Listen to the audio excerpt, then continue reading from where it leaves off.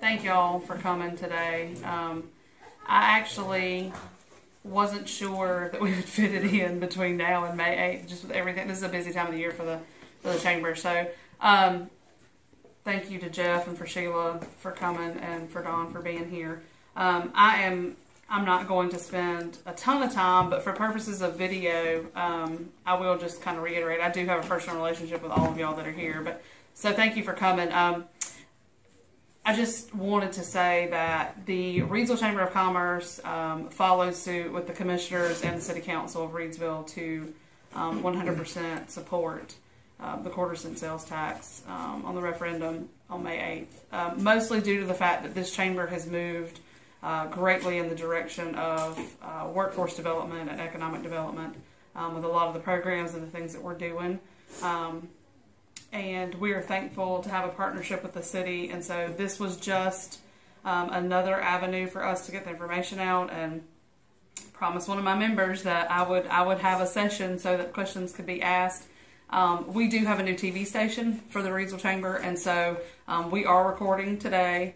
It will play in our lobby, but also it's a feed on our website, and we're starting to launch it. Rockingham Update's promoting that for us, and so we're hoping to have a widespread cast. So a lot of things that I do, it may not be convenient for everybody at the time, but we will load the video as soon as possible and get that in there, so y'all can share that as well too. I mean, I know this presentation's been done several times, but we are just in full support of this and trying to promote it and get the word out. So we asked Jeff. Jeff has been our Reidsville presenter, and we have asked him to come and to do that. And so we are thankful to be a part of this, to be able to promote what we think is going to be one of the best strategies for RCC to have the ability to continue their workforce development plans and the plans that Dr. Kinlaw has. Our board had a lot of great questions the first time around, before we actually voted it at the next board meeting,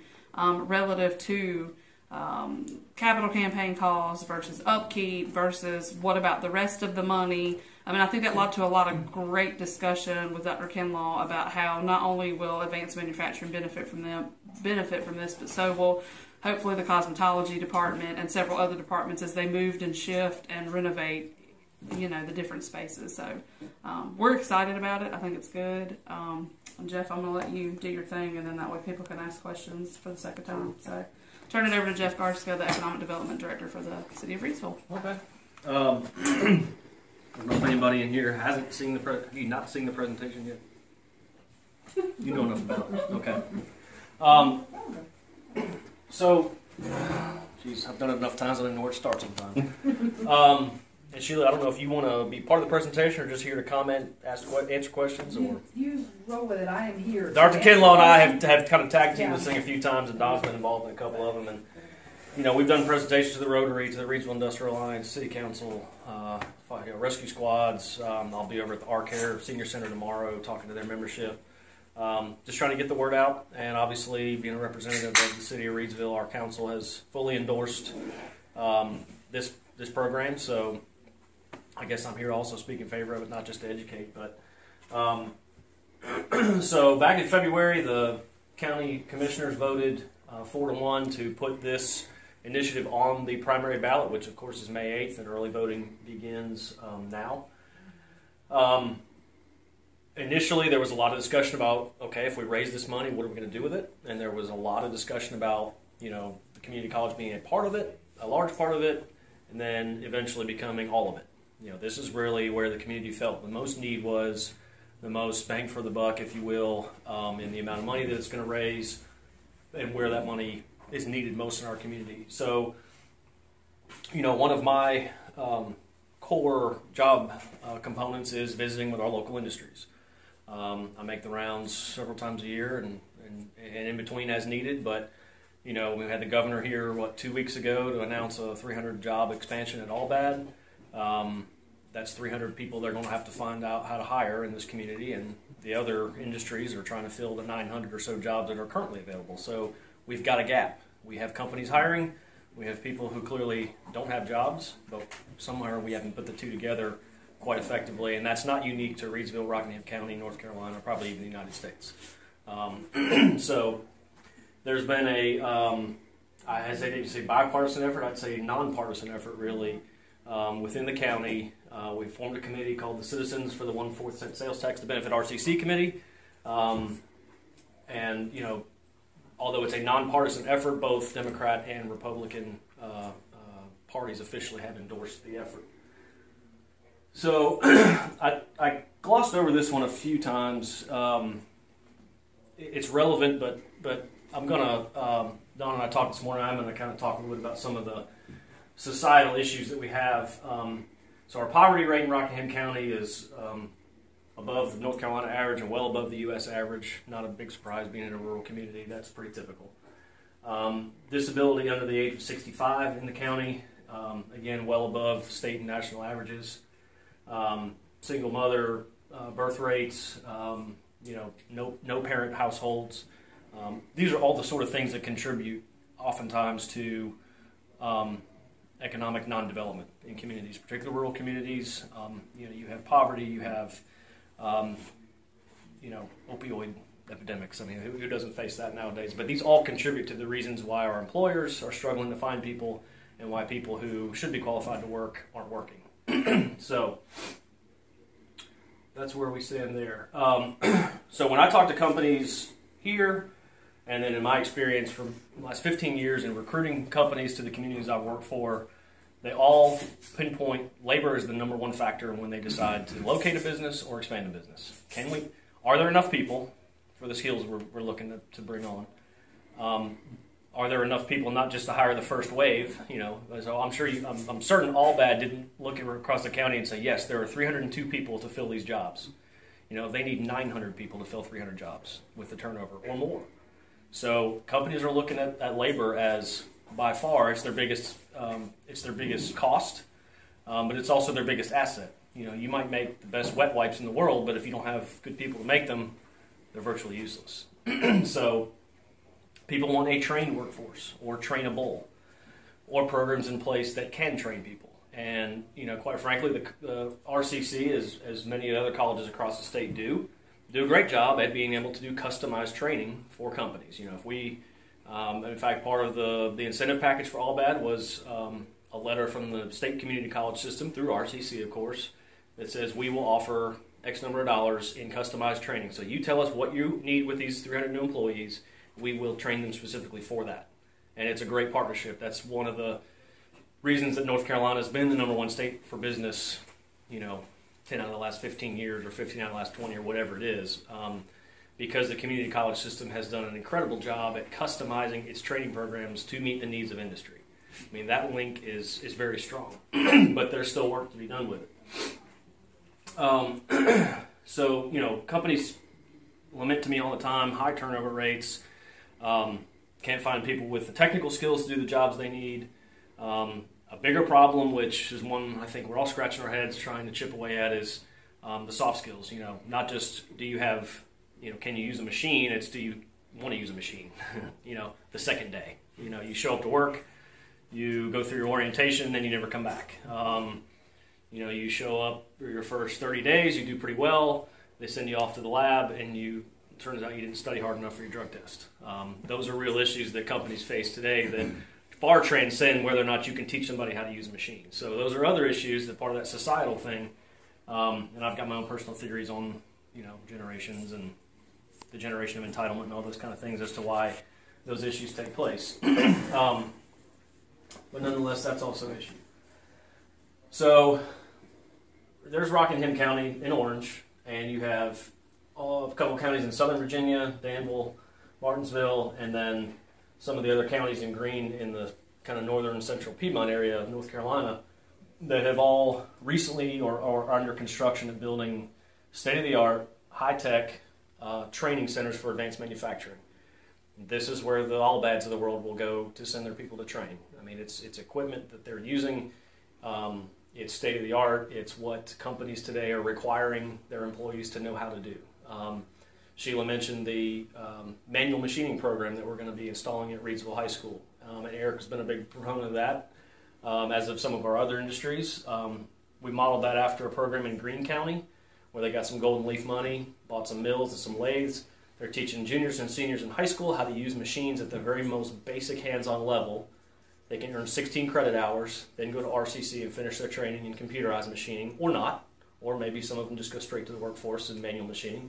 And that's another way we're trying to address the pipeline of workers. But nonetheless, if we send them to RCC for advanced training, where do they go and what does it look like in that building or buildings? So we're one of the few that has not invested in recent history in that type of training facility.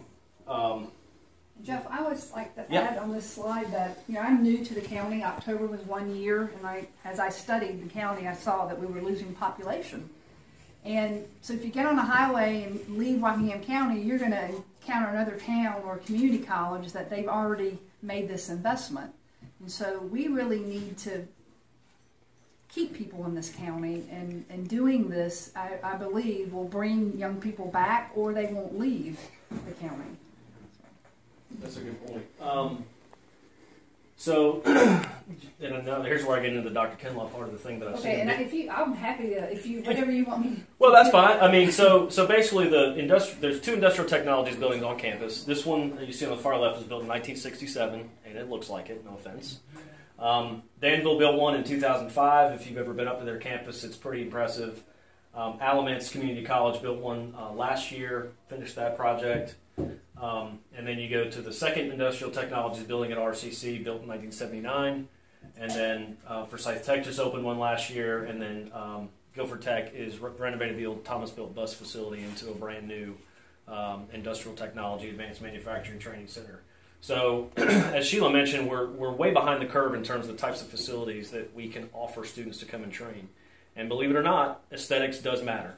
And I've asked Dr. Kinlaw, put him on the spot several times, and he's declined to answer, but I will answer for him because I don't know that he's either doesn't have the answer or is being very diplomatic to say, do we lose students that would otherwise stay here to train in Rockingham Community College? Do they go to Guilford because they have a new facility?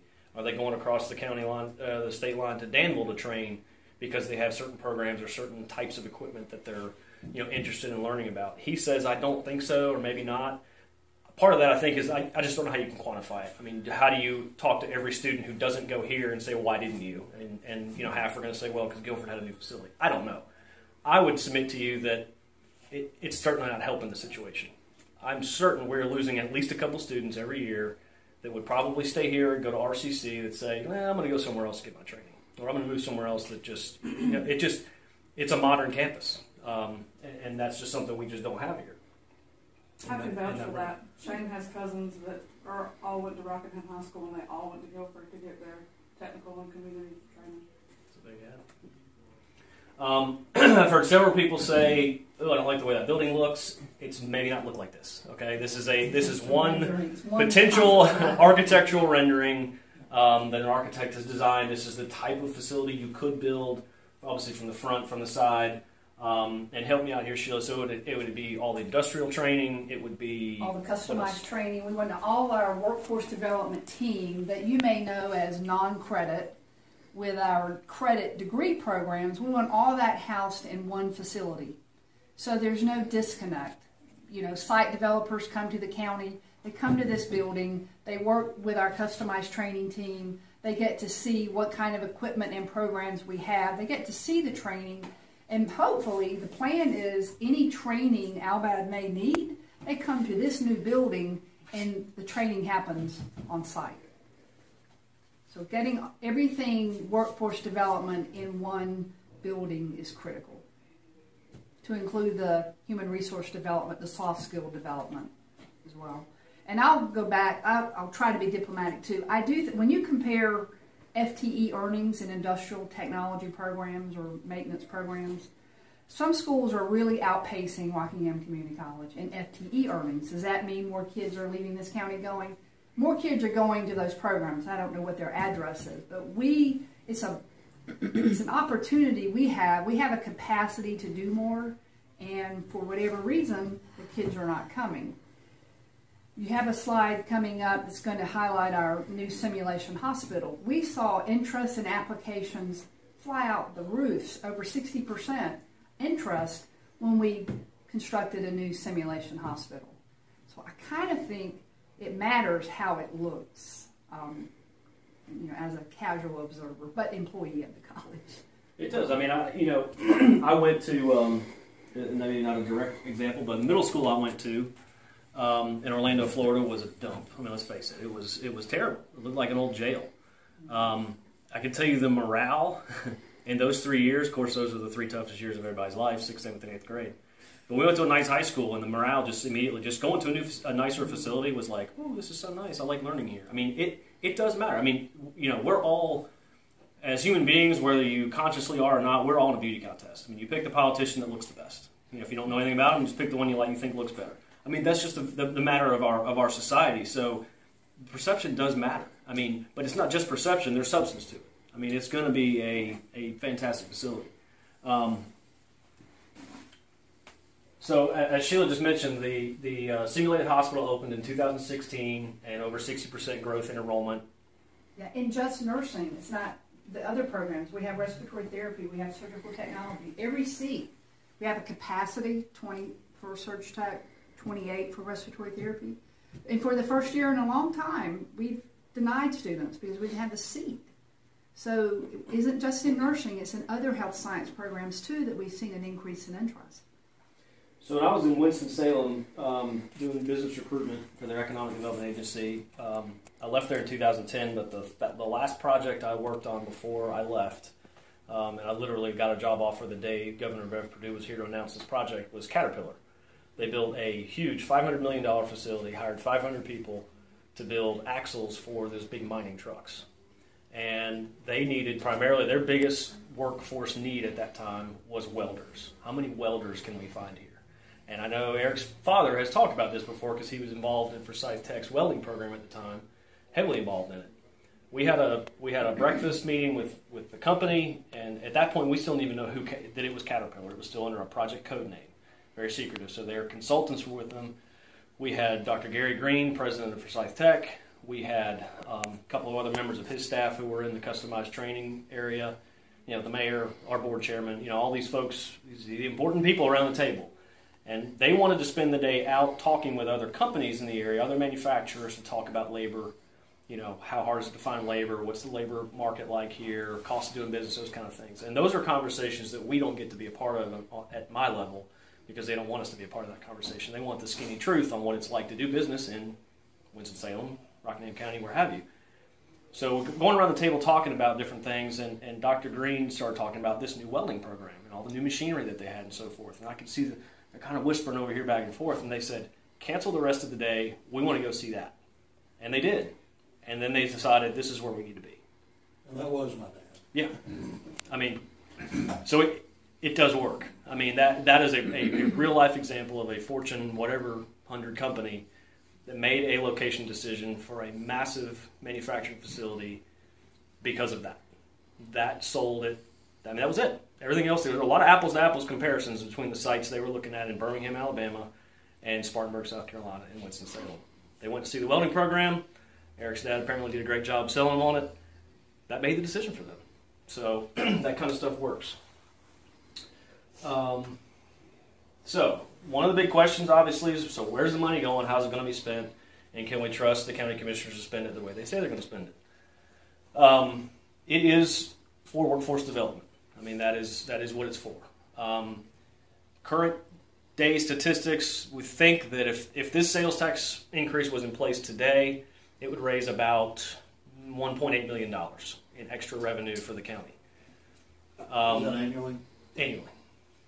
So a good 1.3 of it per se would be to pay the debt service on this brand new shiny advanced manufacturing facility. That is we think to be about a 20-year loan commitment. The county commissioners, since the community college cannot legally take on debt for this type of thing, it would go through the county. The county would finance the building and the operations of it. They are committed to that. They cannot 5 years from now walk away and say, we're tired of paying for this brand new building. I don't care where the money's coming from. They're tied to it. They are committed to that. Okay, that's in stone. Where does the rest of the money go? Well, as it's been talked about before, there are other needs at the college. This is not the only need, nor is it the only solution to our workforce development issues. Okay, this one building is not going to solve Rockingham County's workforce development issues. Fortunately, we have the Rockatop apprenticeship program.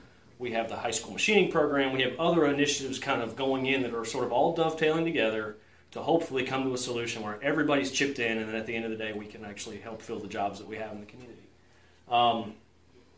So that other $500,000 a year roughly could go towards renovating other facilities. I know Dr. Kinlaw talks about one that you don't think of much, the cosmetology program. You know, he feels like you could double the enrollment if you had the space. They're limited. There's people clamoring to get into that program. And, you know, as he likes to say, you know, I don't know if you have wives and daughters or even yourselves sometimes, you go to get your hair done, your nails done, that kind of thing. It's not cheap, and somebody's making that money. You know, those are good jobs. Those are good programs. Those are entrepreneurial-based type things. So there's a lot of other opportunities to invest in the campus for workforce development things that you just don't think of outside of, you know, industrial machining. So that is where the money would be slated to go. It gives us a chance to really touch every building on campus in some way.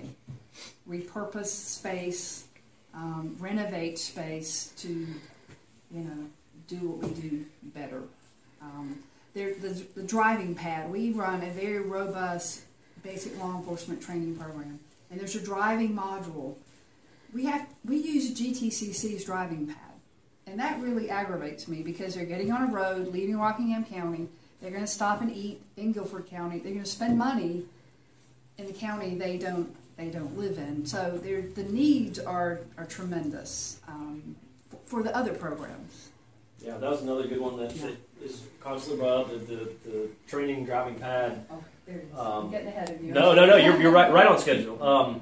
You know, the fire training programs. Those are other areas of need where, with more space, better connected space, they could do a lot more with those programs. So one of the other things this may uncover down the road is we don't know 5 years from now what the industries of tomorrow are going to need, or what other programs are suddenly going to be the next big thing, where we can have some flexibility to say, you know, we've got a little extra money in the budget this year. We really need to renovate this other building for this need that today we don't even know what it is.